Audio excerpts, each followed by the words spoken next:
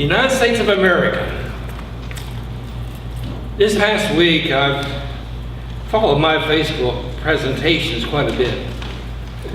I'm just new to Facebook. I don't know how long I've been on, about 5-6 months now, maybe a little bit shorter. And I've been enjoying it. I picked up several friends, renewed acquaintances.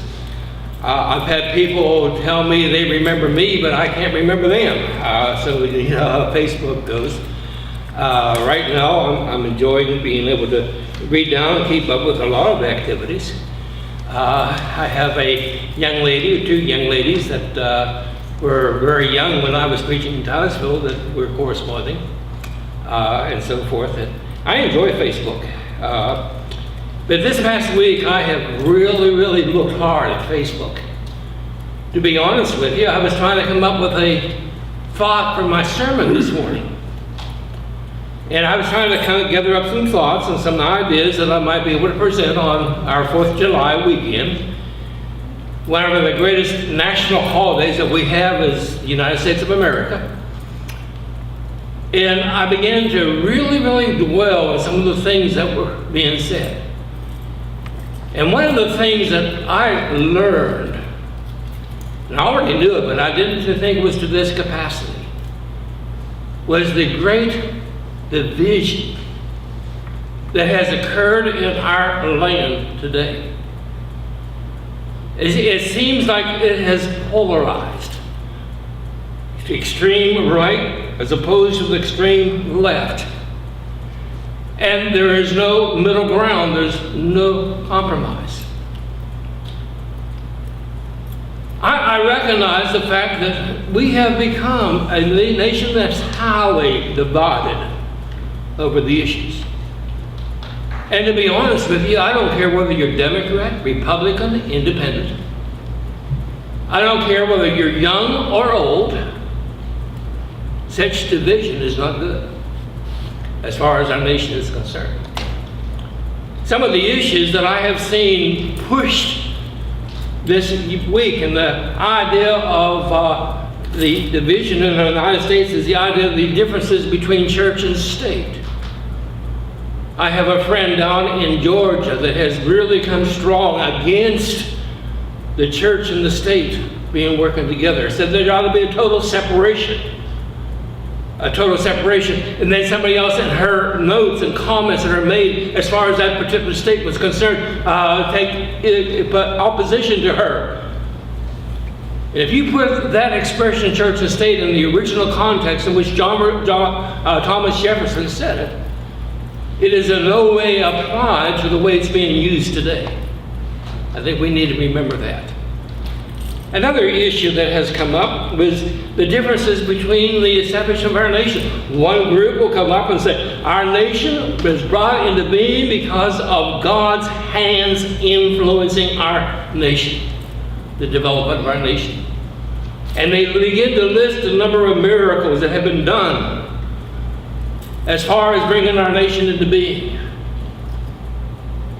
And then another group will say, hey, God had nothing to do with it. So you make up your own mind. We're divided. I can bring out thoughts that I've read on the Facebook about abortion, same-sex marriage. We find about the idea of the border problems that we're having, the IRS problems we're having, and all the way down the list.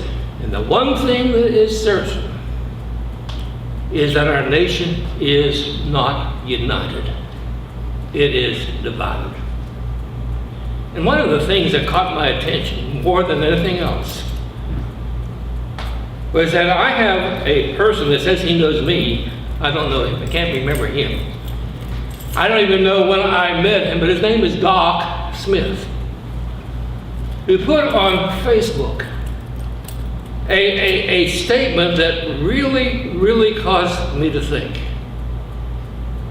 And that statement was that churches ought not get involved with politics. Now, I agree with that. But he carried the point that we need not talk about the problems that we're facing as a nation. He talked about that we ought to take the American flag out of the worship center of our churches.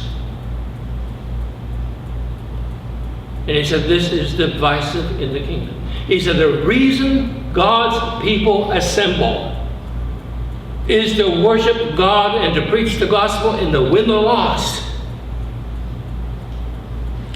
And the idea that the gospel is transnational. It knows no borders. And that it is needed to be for all people everywhere. In other words, what he was saying, that we as a people ought to be so concerned about the unity of the church throughout the whole world that we do not push nationalism. I wonder if he told that to Paul when Paul told us to obey the laws of the land and so forth. But I want you to think about that just for a moment. Do we get so involved with our own nation that we forget about others? I want you to think just for a moment. When I was in college, I was pretty much the idea of national. Oh, I'm proud to be American, I so am. But as I thought about this sermon, I got thinking about this particular occasion. During my sophomore year, there was a young man from Monterrey, Mexico, came up to the college. He knew very little English, and what English he knew was broken. Sometimes he would say things in English that actually were humorous, the way he would try to express himself, until he learned. His name was Lonnie Pacheco, and he's gone on to his reward. He went and became a doctor, and became a doctor to the people of Monterrey. And he and I became very close friends. We spent time together in Pittsburgh, Pennsylvania during a Christmas vacation. And he came home to my home and stayed with me over the weekend. But the very first time that we got together as a group and had prayer, it came his turn to prayer because of his broken English. In his lack of mastery of the English language, he prayed in Mexican. And it was at that time I realized that God will hear prayers, no matter what language they offer him. And that the gospel is transnational. It does not know the borders of the Rio Grande River or anything of this order. But I also believe that the problems in the United States are not political.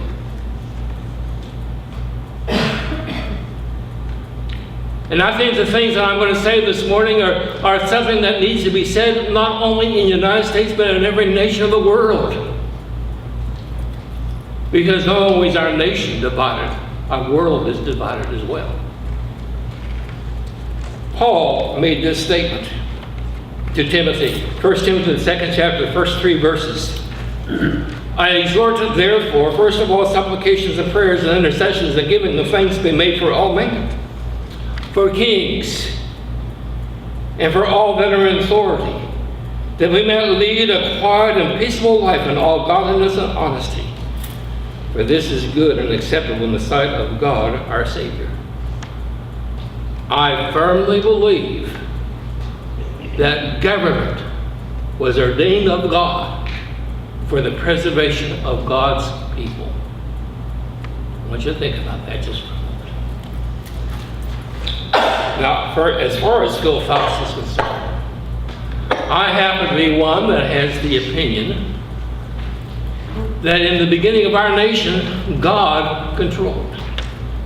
I realized that the Continental Congress, the people that came together to write our Constitution, were so divided that it was until Hamilton called a prayer service that the division was resolved and that we came across with the greatest instrument that man has ever put forth, our Constitution.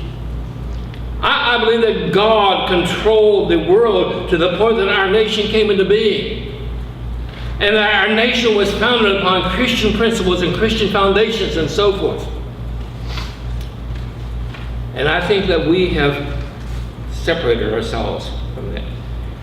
This past week well, it wasn't this week, but it was before this week, but this past week I opened a letter that came to the church office, put out by Revival Fires and Cecil Todd.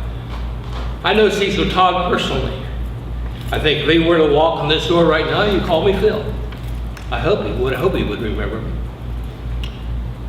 I met him at the Kiamichi Clinics many years ago.